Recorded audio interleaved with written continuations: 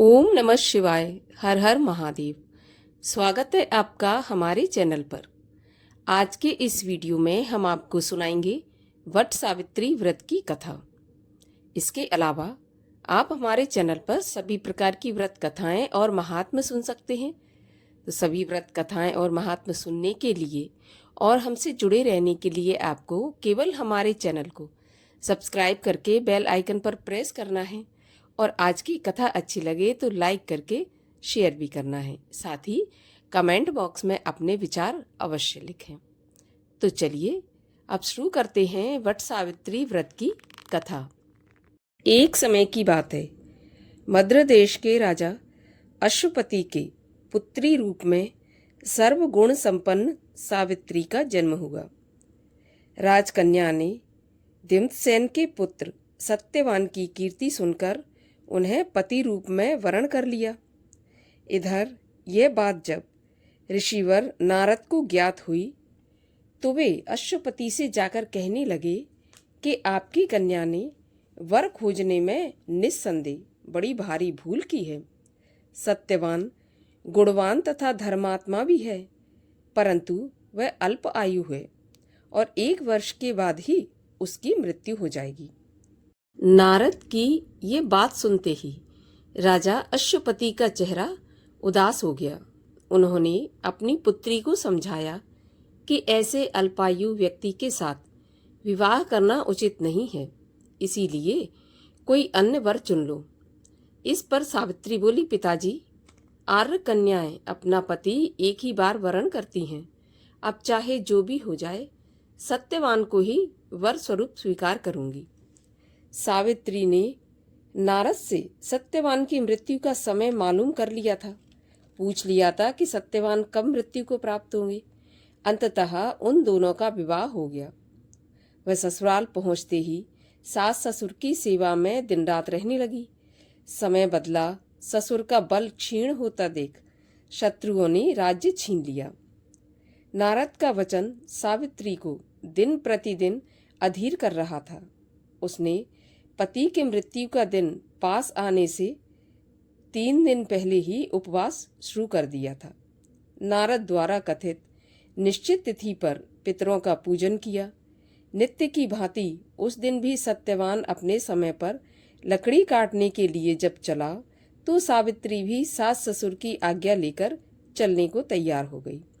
सत्यवान जंगल में पहुंचकर लकड़ी काटने के लिए वृक्ष पर चढ़ा। वृक्ष पर चढ़ने के बाद उसके सिर पर भयंकर पीड़ा होने लगी और वह नीचे उतरा। सावित्री ने उसे बड़के पेड़ के नीचे लिटाकर उसका सिर अपनी गोद में रख लिया और देखते ही देखते यमराज सत्यवान के प्राणों को लेकर चल दिए। सावित्री सत्यवान को बट वृक्ष के नीचे ही लिटाकर यमराज के पीछे पीछे चल दी। पीछे आती हुई सावित्री को देख यमराज ने उसे लौट जाने का आदेश दिया। इस पर वह बोली, महाराज, जहाँ पति वहाँ पत्नी, यही धर्म है और यही मर्यादा है। सावित्री की धर्मनिष्ठा से प्रसन्न होकर यमराज बोले, पति के प्राणों के अतिरिक्त कुछ भी मांग लो। तो सावित्री ने यमराज से सास ससुर की आंखों की ज्योति और उनकी दीर्घायु मांगी। यमराज तथास्तु कहकर आगे बढ़ गए। सावित्री भी यमराज का पीछा करती रही।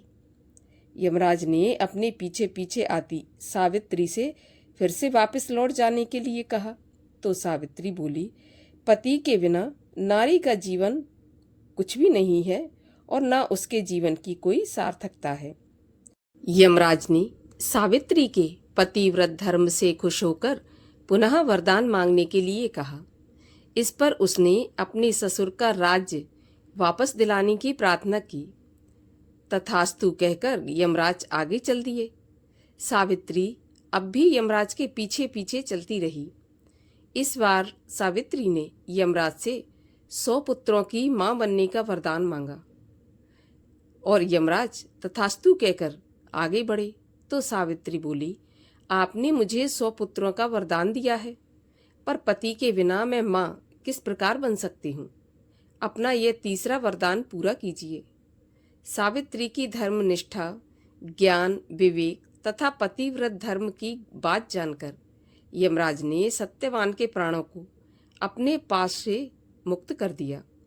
सावित्री सत्यवान के प्राण को लेकर वट वृक्ष के नीचे पहुंची, जहां सत्यवान का मृत शरीर रखा था, और सावित्री ने वट वृक्ष की परिक्रमा की तो सत्यवान जीवित हो उठा।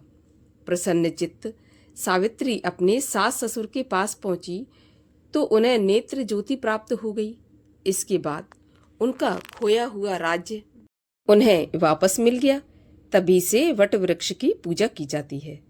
हे वट देवता, जो भी इस कथा को सुने या पढ़े, जैसे आपने सावित्री का सुहाग अमर किया, वैसे उन सभी का भी सुहाग अमर करना।